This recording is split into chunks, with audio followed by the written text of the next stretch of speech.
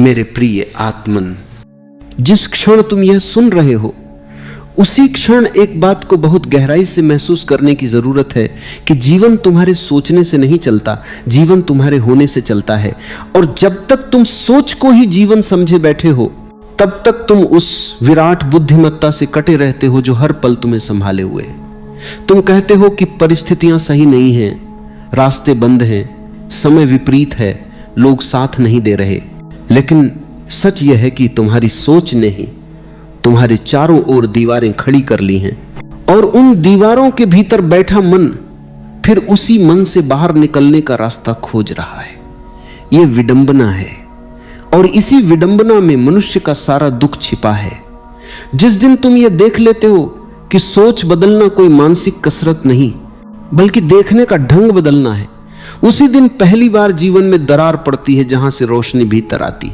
मन हमेशा यह मानकर चलता है कि वह जानता है और जो जानता है वही सही है, लेकिन यही मान्यता सबसे बड़ी बाधा बन जाती है।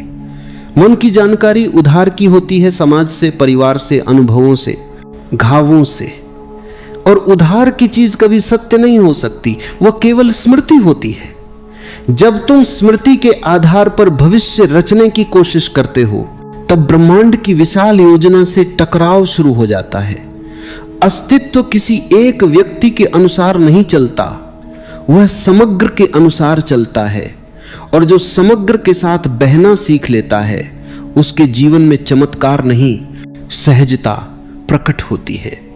याद रखना, चमत्कार असाधारण नहीं होता बल्कि सहज का लौट आना ही सबसे बड़ा चमत्कार है। तुम कहते हो मैंने बहुत कोशिश की फिर भी नहीं हुआ, लेकिन क्या तुमने कभी यह देखा कि कोशिश के भीतर तनाव छिपा है और तनाव जीवन की धारा को संकुचित कर देता है। जैसे मुट्ठी भींच लेने से रेत हाथ से फिसल जाती है, वैसे ही जीवन को पकड़ने की कोशिश में जीवन दूर हो जाता है। ब्रह्मांड की योजना किसी संघर्ष से नहीं चलती, वह सहजता से चलती है। वह नदी की तरह बहती है जिसे कहीं पहुंचने की जल्दी नहीं, फिर भी वह समुद्र तक पहुंच ही जाती है। और मनुष्य वह पत्थर की तरह बैठा दिशा तय करता रहता है और फिर शिकायत करता है कि नदी ने मेरी बात नहीं मानी। सोच बदलने का अर्थ यह नहीं कि तुम नकारात्मक के बदले सकारात्मक सोचने लगो, यह भी एक चाल है, मन की ही चाल। सोच बदलने का अर्थ है यह देख लेना कि तुम सोच नहीं हो। जैसे ही यह दूरी बनती है, जैसे ही तुम विचारों को गुजरते हुए बादलों की तरह देखने लगते हो, उसी क्षण भीतर एक आकाश खुलता है। उस आकाश में कोई योजना नहीं बनती, फिर भी सब कुछ घटता है। उस आकाश में कोई चिंता नहीं होती, फिर भी जीवन की सारी जरूरतें पूरी होती हैं। यह बात मन को डरावनी लगती है, क्योंकि जो आया नहीं उसके बारे में निश्चित कुछ भी नहीं कहा जा सकता, और अनिश्चितता मन को असहनीय लगती है। इसीलिए वह या तो अतीत में भागता है या भविष्य में। वर्तमान में रुदकमेंत्र अतीत में भी दुर्बात करना उसके लिए लगभग असंभव है, लेकिन वर्तमान ही वह द्वार है जहां से ब्रह्मांड की योजना प्रकट होती है। भविष्य में बैठकर तुम केवल कल्पनाएं कर सकते हो, और कल्पनाएं अक्सर भय से बनी होती हैं। वर्तमान में उतरते ही भय गिरने लगता है, क्योंकि वर्तमान में कुछ भी गलत नहीं होता, गलत केवल विचार में होता है। जब तुम जीवन को समस्या की तरह देखते हो तब समाधान ढूंढने की जल्दी शुरू हो जाती है, और जहां जल्दी है वहां दृष्टि नहीं होती। जीवन समस्या नहीं है, जीवन एक रहस्य है। समस्या हल की जाती है, रहस्य जिया जाता है। जिस दिन तुम यह फर्क समझ लेते हो उसी दिन जीवन का स्वाद बदल जाता है। तब तुम्हें हर मोड़ पर प्रश्न नहीं दिखते बल्कि निमंत्रण दिखते हैं। हर रुकावट बाधा नहीं लगती बल्कि संकेत लगती है, और संकेत वही समझ पाता है जो भीतर से शांत हो। प्रेम भी इसी नियम से चलता है। जब तक प्रेम पाने की चाह है तब तक प्रेम सौदा बना रहता है, और सौदे में डर छिपा होता है, खो देने का डर, ठुकरा दिए जाने का डर। लेकिन जिस दिन तुम प्रेम बनने का साहस करते हो उस दिन तुम्हारे भीतर से मांग गिर जाती है, और जैसे ही मांग गिरती है अस्तित्व देना शुरू कर देता है। यह नियम बाहर का नहीं, भीतर का है। जो खाली होता है वही भरता है, जो भरा हुआ होने का दावा करता है वह खाली ही रह जाता है। मौन को अक्सर लोग खालीपन समझ लेते हैं। उन्हें लगता है कि मौन में कुछ नहीं है, लेकिन मौन में ही सब कुछ है। शब्द सीमित है, मौन असीम है। शब्द तुम्हें भ्रम दे सकते हैं, मौन कभी धोखा नहीं देता। जब तुम सच में मौन में बैठते हो, बिना किसी लक्ष्य के, बिना किसी परिणाम की अपेक्षा के, तब धीरे धीरे भीतर की गांठें खुलने लगती हैं और उन खुली गांठों से जीवन की ऊर्जा बहने लगती है। वही ऊर्जा रास्ते बदलती है, परिस्थितियां बदलती है, लोग बदलती है, लेकिन यह सब तुम्हारे प्रयास से नहीं, तुम्हारी अनुपस्थिति से होता है। ध्यान का अर्थ यही है, अपनी अनुपस्थिति का स्वाद लेना। वहां कोई सुधार नहीं, कोई लक्ष्य नहीं, कोई उपलब्धि नहीं, वहां केवल होना है और होना ही पर्याप्त है। जिस दिन तुम ये स्वीकार कर लेते हो कि तुम्हें कहीं पहुंचना नहीं, उसी दिन तुम पहुंच जाते हो। यह विरोधाभास मन को उलझा देता है, लेकिन चेतना इसे तुरंत पहचान लेती है, क्योंकि चेतना जानती है कि मंजिल और रास्ता अलग नहीं है। स्वतंत्रता का अर्थ यह नहीं कि तुम जो चाहो वही करो, यह तो एक और बंधन है। सच्ची स्वतंत्रता का अर्थ है जो घट रहा है उसके साथ पूरी तरह उपस्थित रहना, बिना विरोध के, बिना शिकायत के। जैसे ही तुम विरोध छोड़ते हो, जीवन का भार हल्का हो जाता है, और जब भार हल्का होता है तब उड़ान संभव होती है। ब्रह्मांड किसी को खींचकर नहीं ले जाता, वह केवल उन्हीं को उठाता है जो हल्के होते हैं। मन हमेशा यह कहता है मैं कर रहा हूं, लेकिन यह कहना ही थकान की जड़ है, क्योंकि यह दावा झूठा है। जीवन हो रहा है, सांस चल रही है, हृदय धड़क रहा है, पृथ्वी घूम रही है बिना तुम्हारे प्रयास के।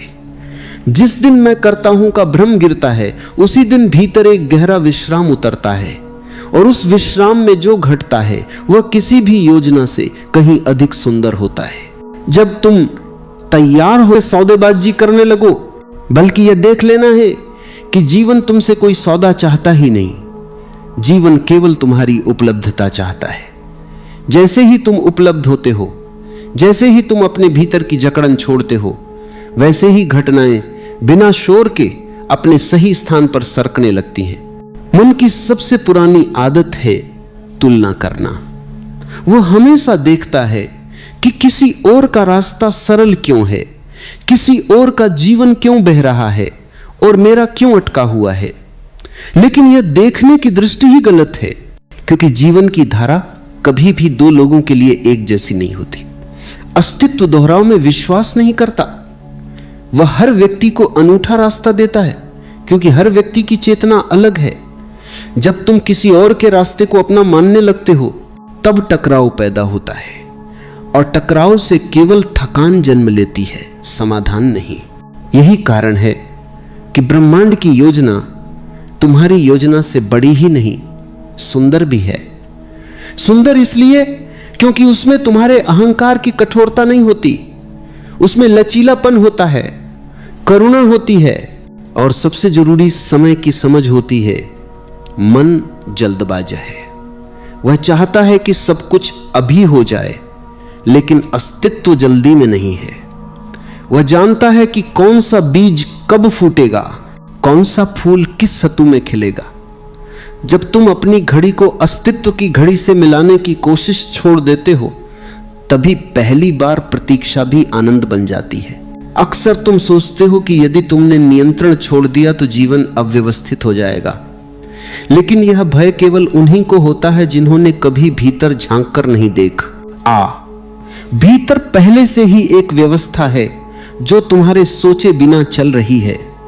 ध्यान में बैठकर तुम बस उस व्यवस्था की झलक पाते हो, जैसे कोई संगीत बहुत देर से बज रहा हो और अचानक तुम उसे सुनना शुरू कर दो। संगीत तब भी था जब तुम नहीं सुन रहे थे। सुनना शुरू होते ही लगता है कि संगीत शुरू हुआ है, लेकिन सच यह है कि तुम्हारी जागरूकता शुरू हुई है। मन हमेशा कारण खोजता है, वह हर घटना के पीछे तर्क चाहता है, लेकिन जीवन तर्क से नहीं चलता, वह संगति से चलता है। जब तुम जीवन की संगति में होते हो तब कारणों की जरूरत नहीं रहती, तब जो होता है वही पर्याप्त लगता है। और जब तुम संगति से बाहर होते हो तब हजार कारण भी तुम्हें संतुष्ट नहीं कर पाते। इसलिए बुद्धिमानी यह नहीं कि तुम हर सवाल का जवाब ढूंढो, बल्कि यह है कि तुम उस जगह लौट आओ जहां सवाल अपने आप गिर जाते हैं। यहीं से विश्वास का अर्थ बदलता है। विश्वास अब कोई धार्मिक शब्द नहीं रह जाता, न ही कोई मानसिक आश्वासन। विश्वास एक गहरी ढील है, जैसे कोई बोझ अचानक कंधों से उतर गया हो। उस ढील में शरीर हल्का होता है, सांस गहरी होती है और आंखों में एक नई चमक आ जाती है। यह चमक किसी उपलब्धि की नहीं होती, यह उस बच्चे जैसी होती है जो पहली बार खुले आकाश के नीचे लेटकर तारों को देख रहा हो, बिना सवाल किए, बिना नाम दिए। तुम्हें यह भी देखना होगा कि तुम्हारा दुख अक्सर इस कारण नहीं होता कि जीवन कठिन है, बल्कि इस कारण होता है कि तुम जीवन से कुछ और चाहते हो, जो है उससे अलग। यह अंतर ही पीड़ा बन जाता है। जैसे ही तुम इस अंतर को देख लेते हो, जैसे ही तुम यह स्वीकार कर लेते हो कि इस क्षण में जो है वही द्वार है, उसी क्षण दुख अपनी पकड़ ढीली कर देता है। स्वीकार का अर्थ हार नहीं है, स्वीकार का अर्थ है वास्तविकता से मित्रता। प्रेम यहां फिर एक बार प्रकट होता है, लेकिन अब एक नए रूप में। अब प्रेम किसी व्यक्ति तक सीमित नहीं रहता। समस्याएं खत्म हो जाएंगी, समस्याएं रहेंगी, लेकिन समस्या और तुम्हारे बीच की दूरी बदल जाएगी। पहले समस्या तुम्हें घेर लेती थी, अब तुम समस्या को देख पाते हो, और जो देखा जा सकता है वह तुम्हारा स्वामी नहीं रह जाता। यह देखने की क्षमता ही स्वतंत्रता की शुरुआत है। धीरे धीरे तुम्हें यह स्पष्ट होने लगता है कि जीवन तुम्हें कहीं पहुंचा नहीं रहा, बल्कि तुम्हें हर पल प्रकट कर रहा है। हर क्षण तुम नए हो रहे हो, लेकिन मन पुरानी छवियों में जीता है। जैसे ही तुम उन छवियों को गिरने देते हो, वैसे ही तुम्हारी मौलिकता उभरने लगती है। और मौलिक व्यक्ति के लिए रास्ते नहीं बनाए जाते, रास्ते प्रकट होते हैं। यही कारण है कि अस्तित्व की योजना सुंदर है। वह तुम्हें वैसा नहीं बनाना चाहती जैसा तुम सोचते हो कि तुम्हें होना चाहिए। वह तुम्हें वैसा प्रकट करना चाहती है जैसा तुम वास्तव में हो। और यह प्रकट होना किसी प्रयास से नहीं, बल्कि अनुमति से होता है। जो इस दिन तुम भीतर से कहते हो, जो भी है मैं उसके लिए उपलब्ध हूं, उसी दिन जीवन तुम्हें अपनी बाहों में ले लेता है। यह अभी भी यात्रा का मध्य नहीं है, अभी और गहराई शेष है। अब इस प्रवाह को और गहराने दो, क्योंकि यहां से बात केवल समझ की नहीं रह जाती, यहां से बात रूपांतरण की होने लगती है। अब शब्द केवल संकेत हैं, असली काम तो उनके बीच के मौन में घट रहा है। जैसे जैसे तुम सुनते हो, वैसे वैसे भीतर कुछ ढीला पड़ता है, और उसी ढील में ब्रह्मांड की योजना पहली बार तुम्हें छूने लगती है। मन अब भी बीच बीच में हस्तक्षेप करना चाहता है। वह पूछता है, आगे क्या होगा, अंत क्या है, मुझे क्या मिलेगा। लेकिन यही प्रश्न दिखाते हैं कि मन अभी भी सौदे की भाषा बोल रहा है। अस्तित्व सौदे की भाषा नहीं समझता, वह केवल समर्पण की भाषा समझता है। समर्पण का अर्थ यह नहीं कि तुम निष्क्रिय हो जाओ, यह एक बहुत गहरी गलतफहमी है। समर्पण का अर्थ है भीतर का विरोध छोड़ देना। बाहर कर्म चलता रहता है, लेकिन भीतर कोई खिंचाव नहीं रहता। जैसे कोई नर्तक नृत्य करता है पूरी ऊर्जा के साथ, लेकिन नृत्य के बाद थकान नहीं बचती, क्योंकि वहां मैं कर रहा हूं का बोझ नहीं होता। जब जीवन नृत्य बन जाता है, तब रास्ते बदलने लगते हैं। और ये रास्ते इसलिए नहीं बदलते कि तुमने मांगा, बल्कि इसलिए बदलते हैं कि तुम तैयार हो गए हो। मन को हमेशा लगता है कि ब्रह्मांड या तो उदासीन है या क्रूर। जब कुछ अनुकूल होता है तो वह कहता है, देखो सब ठीक है। और जब कुछ प्रतिकूल होता है तो कहता है, जीवन मेरे खिलाफ है। लेकिन जीवन न तो पक्ष में होता है न विपक्ष में। जीवन केवल तुम्हें तराश रहा होता है। जैसे नदी पत्थरों से टकराकर उन्हें चोट नहीं पहुंचाती, बल्कि धीरे धीरे उन्हें गोल और मुलायम बना देती है। यदि पत्थर बोल पाता तो शायद वह नदी को क्रूर कहता, लेकिन वही नदी उसे सुंदर भी बना रही होती। यहां एक बहुत सूक्ष्म बात समझने की है। तुम जिन स्थितियों से भागना चाहते हो, वही स्थितियां तुम्हें भीतर से परिपक्व बना रही होती हैं। और जब तुम भीतर से परिपक्व हो जाते हो तब वही स्थितियां अपने आप विदा ले लेती हैं। मन हमेशा परिणाम बदलना चाहता है, चेतना प्रक्रिया को समझना चाहती है, और जिसने प्रक्रिया को समझ लिया उसके लिए परिणाम अप्रासंगिक हो जाता है। अब सोच बदलने का अर्थ और स्पष्ट होने लगता है। अब यह किसी विचार को बदलने जैसा नहीं लगता, बल्कि किसी पुराने खोल को उतार देने जैसा लगता है। जैसे सांप अपनी केंचुल छोड़ देता है, वैसे ही चेतना भी पुराने निष्कर्ष छोड़ देती है। वे निष्कर्ष बहुत शोर में नहीं आते, वे बहुत हल्के होते हैं। एक संयोग, एक मुलाकात, एक वाक्य जो अचानक भीतर गूंज जाता है, एक मौन जिसमें आंखें भर आती हैं। मन इन्हें तुच्छ समझकर छोड़ देता है, लेकिन चेतना जानती है कि यही जीवन की भाषा है। जो सुनना सीख लेता है उसे पूछने की जरूरत नहीं रहती। यह भी ध्यान रखना कि जब जीवन की योजना तुम्हारे सामने खुलने लगती है तब अहंकार बहुत सूक्ष्म रूप में लौट आता है। वह कहता है, देखो अब मुझे समझ आ गया है। और यही कहना सब कुछ फिर उलझा सकता है, क्योंकि जैसे ही तुम कहते हो कि तुम्हें समझ आ गया, समझ रुक जाती है। अस्तित्व कोई निष्कर्ष नहीं, एक निरंतर खुलता हुआ रहस्य है। जो इसे थामना चाहता है वह खो देता है, जो इसे बहने देता है वही पाता है। धीरे धीरे तुम्हारे भीतर एक अजीब सी सहजता उतरने लगती है। समस्याएं आती हैं, लेकिन वे तुम्हें विचलित नहीं करती। लोग बदलते हैं, परिस्थितियां बदलती हैं, लेकिन तुम्हारे भीतर कोई केंद्र स्थिर रहता है। यही केंद्र ध्यान का फल है। यही वह जगह है जहां से तुम देखते हो, प्रतिक्रिया नहीं करते। और जो प्रतिक्रिया से मुक्त हो जाता है उसके जीवन में ड्रामा समाप्त हो जाता है। स्वतंत्रता अब एक विचार नहीं रहती, वह एक अनुभूति बन जाती है। तुम यह नहीं कहते कि मैं स्वतंत्र हूं, बल्कि तुम इसे जीते हो। और इस स्वतंत्रता में कोई विद्रोह नहीं, कोई टकराव नहीं। यह स्वतंत्रता इतनी शांत होती है कि बाहर से देखने वाला शायद इसे देख भी न पाए, लेकिन भीतर यह किसी उत्सव की तरह होती है, बिना शोर के, बिना प्रदर्शन के। अब तुम यह भी समझने लगते हो कि जीवन तुम्हें कुछ साबित करने का अवसर नहीं दे रहा, बल्कि कुछ छोड़ देने का अवसर दे रहा है। साबित करने की भूख अहंकार की होती है, छोड़ देने की क्षमता जागरूकता की होती है। और जो छोड़ देता है वही हल्का होता है। हल्के व्यक्ति को ही ब्रह्मांड अपनी लय में उठा लेता है। यहां आकर एक गहरा भरोसा जन्म लेता है, ऐसा भरोसा जो किसी विचार पर टिका नहीं होता। यह भरोसा अनुभव से जन्मा होता है। तुमने देखा है कि जब जब तुम ढीले पड़े तब तब जीवन ने तुम्हें संभाला, और जब जब तुमने जोर लगाया तब तब टूटन आई। यह देखने से ही यह भरोसा पैदा होता है कि ब्रह्मांड की योजना न केवल बड़ी है बल्कि अत्यंत करुणामय भी है। अब यात्रा लगभग अपने निर्णायक मोड़ पर है। अभी एक अंतिम परत खुलनी शेष है।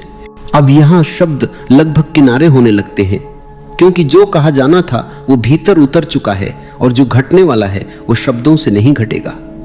यह वह बिंदु है जहां समझ मौन में पिघल जाती है, और सुनने वाला धीरे धीरे जानने वाला नहीं, होने वाला बन जाता है। अब यह स्पष्ट हो जाता है कि ब्रह्मांड की योजना कोई भविष्य की रूपरेखा नहीं है, बल्कि इस क्षण की पूरी उपस्थिति है। जो इस क्षण में पूरी तरह उपलब्ध है वही उस योजना के साथ है।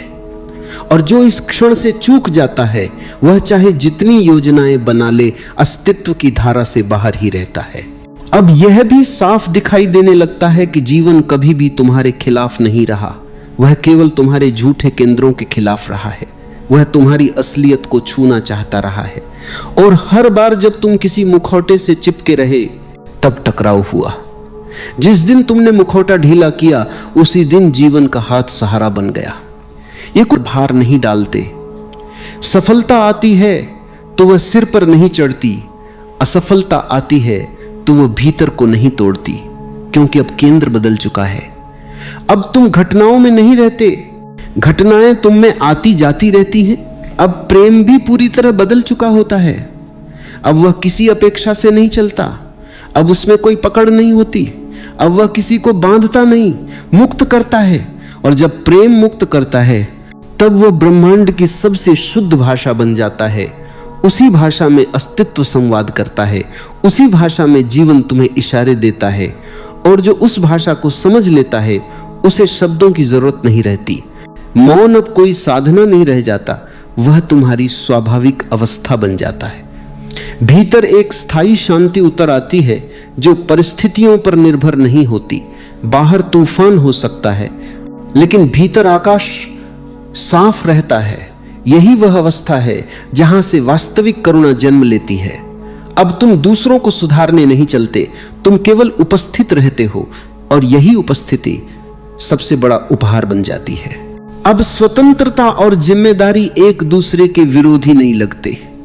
अब तुम देखते हो कि जितने अधिक स्वतंत्र हो उतने ही उत्तरदायी हो जाते हो, क्योंकि अब तुम्हारे कर्म किसी मजबूरी से नहीं बल्कि स्पष्टता से आते हैं। अब तुम कुछ भी इसलिए नहीं करते कि करना चाहिए, बल्कि इसलिए करते हो कि वही क्षण की सच्चाई है, और जो क्षण की सच्चाई से आता है वह कभी हिंसक नहीं होता। यहां मैं लगभग पारदर्शी हो जाता है। वह पूरी तरह मिटता नहीं, लेकिन वह बाधा नहीं बनता। वह केवल एक उपकरण रह जाता है, जैसे बांसुरी जिसमें से संगीत बहता है लेकिन बांसुरी स्वयं कुछ नहीं करती। और जब जीवन तुम्हारे माध्यम से बजने लगता है तब यह पूछना अर्थहीन हो जाता है कि धुन कहां जा रही है। धुन स्वयं पर्याप्त होती है। अब यह भी समझ में आता है कि ब्रह्मांड की योजना को समझना नहीं, जीना होता है। जो समझने की कोशिश करता है वह हमेशा पीछे रह जाता है, और जो जी लेता है वह बिना जाने जान लेता है।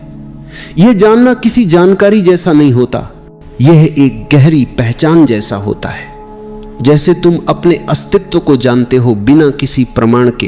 अब भविष्य का डर नहीं रहता, क्योंकि भविष्य अब बोझ नहीं रह जाता। वह केवल एक खुला आकाश बन जाता है जिसमें कुछ भी घट सकता है, और यह संभावना डर नहीं देती बल्कि उत्सव बन जाती है, क्योंकि अब तुम जानते हो कि जो भी घटेगा वह तुम्हारे खिलाफ नहीं होगा। वह तुम्हें और अधिक खाली करेगा और उसी खालीपन में जीवन और गहराई से उतरेगा।